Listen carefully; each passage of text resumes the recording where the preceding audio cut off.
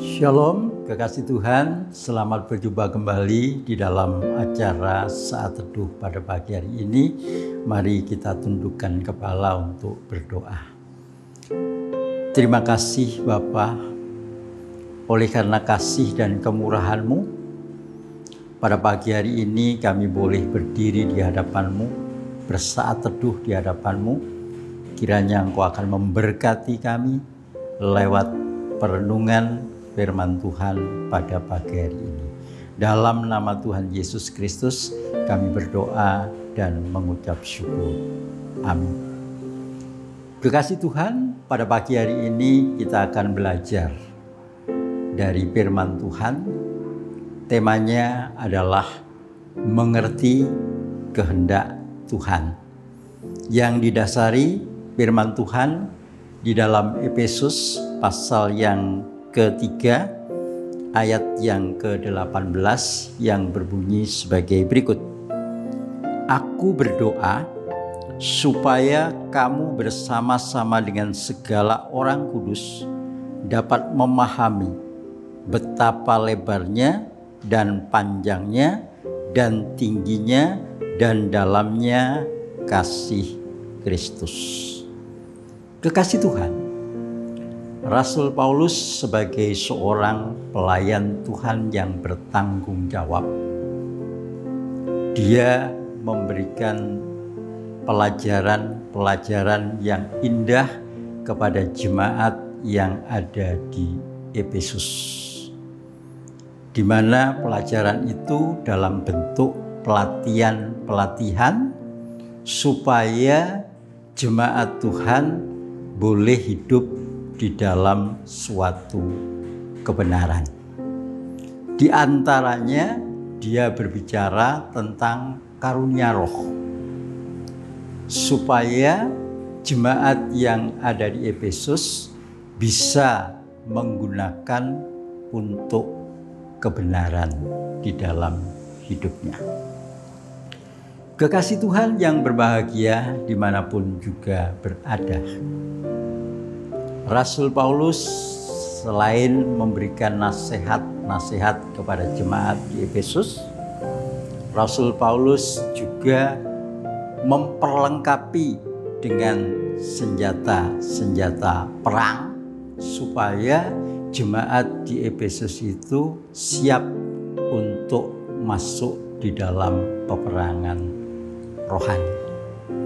Tetapi ada suatu hal yang penting yang ditekankan oleh Rasul Paulus kepada jemaat yang ada di Efesus.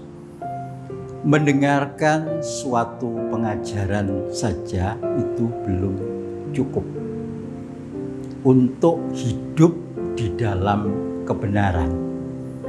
Oleh karena itu, Rasul Paulus menekankan supaya jemaat yang ada di Efesus memahami atau mengerti dengan benar kehendak daripada Tuhan.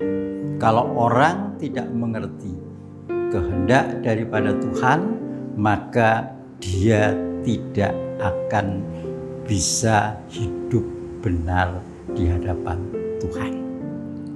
Kemudian ada 3 hal yang ditekankan oleh Rasul Paulus supaya jemaat bisa hidup di dalam kebenaran, bisa memahami kehendak daripada Tuhan.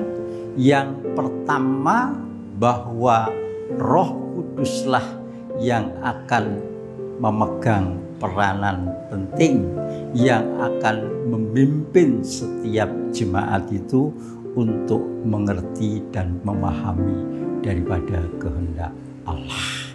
Oleh karena itu, jemaat harus berusaha untuk hidup di dalam kuasa Roh Kudus. Tanpa Roh Kudus, maka setiap orang tidak akan dapat mengerti kehendak daripada Tuhan.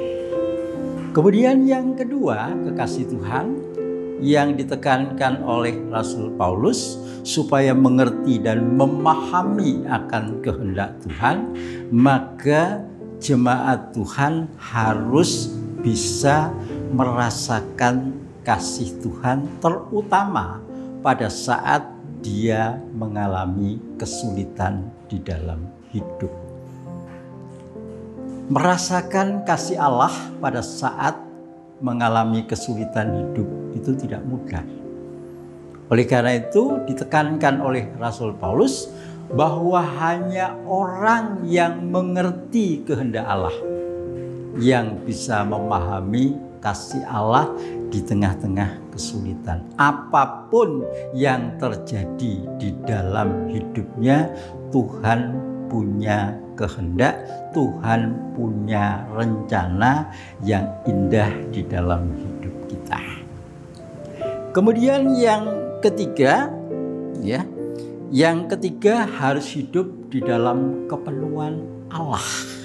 Artinya bahwa kasih Tuhan, hadirat Tuhan itu selalu ada di dalam kehidupan kita, sehingga kita akan mengerti seberapa tingginya kasih Tuhan, dalamnya kasih Tuhan, lebar dan panjangnya kasih Tuhan itu, sehingga kita sebagai orang-orang percaya betul-betul bisa mengerti kehendak Tuhan yang ada di dalam kehidupan kita.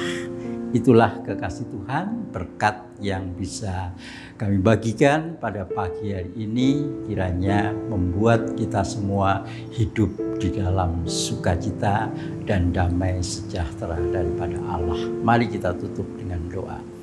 Bapa di dalam surga, terima kasih firman-Mu begitu luar biasa, bahwa di dalam hidup ini kami harus mengerti kehendak daripada-Mu Tuhan, supaya bisa menempatkan diri kami di mana kami berada sebagai orang-orang yang percaya kepada-Mu. Kiranya firman-Mu ini bisa menjadi kekuatan dan semangat bagi kami semua dalam menjalani kehidupan ke depan.